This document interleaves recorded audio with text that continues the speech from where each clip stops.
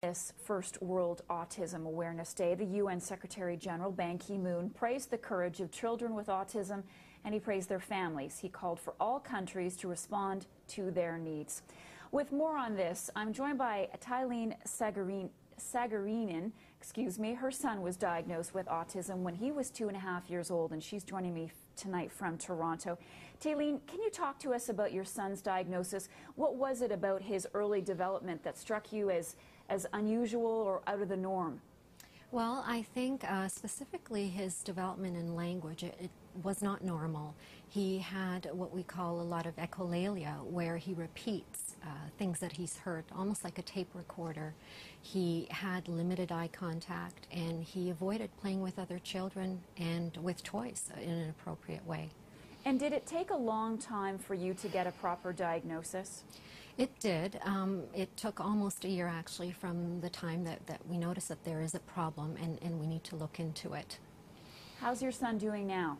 He's doing well, and this has contributed to the intensive treatment that he's had since he was about 2.5, 3 years old, ABA, Applied Behavior Analysis. Tell us a little bit about that treatment, how it works. Well, just in simple terms, it's an effective teaching method that breaks down skills, and they are taught in repetition with positive reinforcement.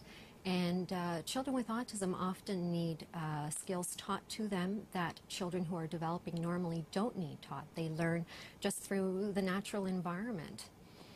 What sort of support do you think is needed for parents and for children? I think the awareness that this is here, that it has increased incredibly. For instance, less than 20 years ago, the numbers were 1 in 10,000 who were diagnosed with autism, and today it's 1 in 150.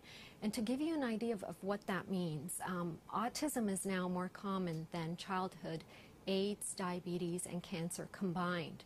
So the sheer increase in prevalence demands attention. And we need to have effective treatment, education, social service programs and services available for individuals with autism.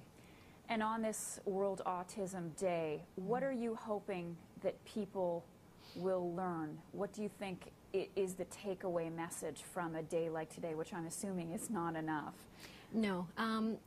I think for people to realize that there's a huge increase and something has to be done. We have to find what the cause is, we have to find the cure, prevention, and we have to deliver effective treatment for individuals.